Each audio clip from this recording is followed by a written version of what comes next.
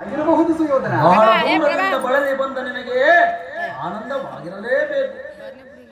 ಈಗ ನೀನು ಬಂದ ಸಮಾಚಾರವನ್ನು ತಿಳಿಸಬಹುದು. ಸುಯೋಧನ, ಈ ಕುರುಜನರ ಮಾತನ್ನು ಅನುಸರಿಸಿ ಹೇಳುವುದಾದರೆ ನಿನಗೊಂದ ಹಿತೋಕ್ತಿಯನ್ನು ಹೇಳಲು ಬಂದಿರುವನು ಸುಯೋಧನ. ಕೃಷ್ಣ, ರಾಜ್ಯದ ವಿಚಾರವೊಂದನ್ನು ಬಿಟ್ಟು ಬೇರೆ ಏನನ್ನಾದರೂ ಹೇಳು, ಕೇಳುವೆನು. ದುರ್ಯೋಧನ, ರಾಜ್ಯದ ವಿಚಾರವಿಲ್ಲದಿದ್ದರೆ ನಾನು ಇಲ್ಲಿಯ ತನಕ ಬರುತ್ತನೆಯಲ್ಲ ಕೌರವೇಶ್ವರ. ಕೃಷ್ಣ, ರಾಜ್ಯವನ್ನು ಸಂಪಾದಿಸುವುದು ಸಾಹಸದಿಂದ ಹೊರತು ಈ ರೀತಿ ಯಾಚನೆಯಿಂದಲ್ಲ.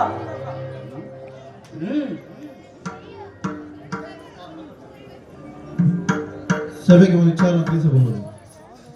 ಆಗಬಹುದು, ತಿಳಿಸುವೆನು.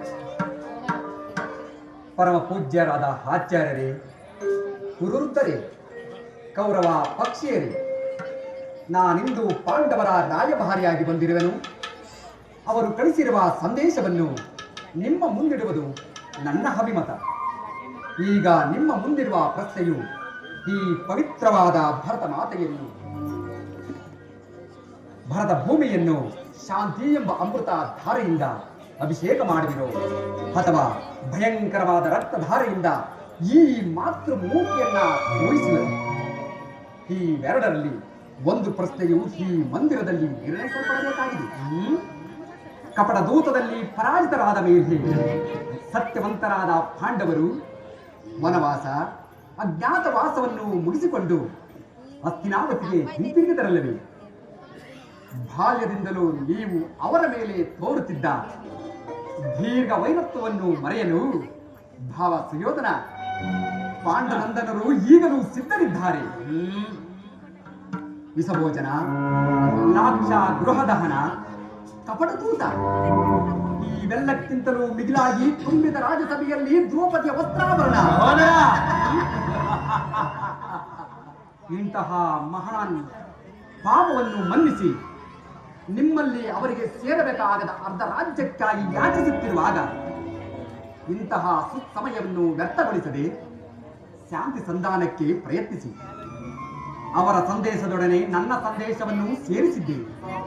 ಮುಂದಿನ ವಿಚಾರ ಅವಿಚಾರ ಪ್ರಾರ್ಥರಾದ ನಿಮ್ಮೆಲ್ಲರಿಗೂ ಸೇರಿದ್ದೆ.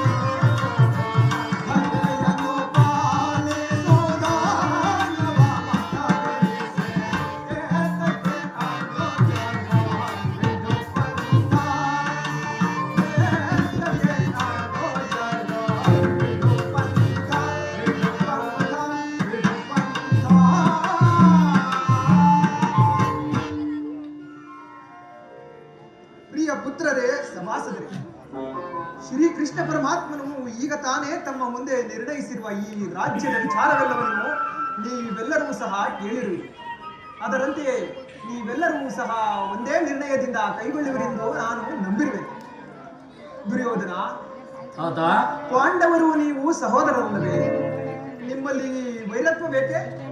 ನಿನ್ನ ಈ ದುರಾಭಿಮಾನವನ್ನು ಬಿಟ್ಟು ಆ ಪಾಂಡವರಿಗೆ ಬರಬೇಕಾದ ಅರ್ಧ ರಾಜ್ಯವನ್ನು ಕೊಟ್ಟು ಅವರೊಡನೆ ಕೂಡಿ ಬಾಳುವುದು, ಅನ್ಯೋನ್ಯ ಮೈತ್ರಿಯಿಂದ ಬಾಳುವುದು ನಿನಗೆ ಸ್ಥಿರವಲ್ಲವೇ? ಇದು ನನ್ನ ಅಭಿಮತ. ತಾತ, ಧರ್ಮ ಅಧರ್ಮಗಳ ಗೊಡವೆ ಇಂದು ನಿಮಗೆ ನೆನಪಾಯಿತು. ಅಂದು ತುಂಬಿದ ರಾಜಸಭೆಯಲ್ಲಿ ಪಾಂಡವರನ್ನು ದ್ಯೂತಕ್ಕೆ ಆಹ್ವಾನಿಸಿದಾಗ ದ್ಯೂತವು ಕ್ಷತ್ರಿಯರಿಗೆ ಶೋಭೆಯಲ್ಲ ಎಂದು ಅಂದೇ ಏಕೆ ಖಂಡಿಸಲಿಲ್ಲ?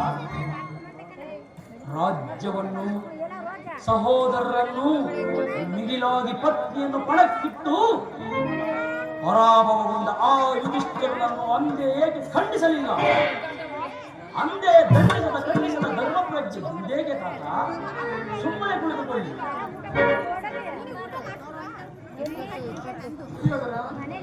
ಆಚಾರ್ಯರೇ,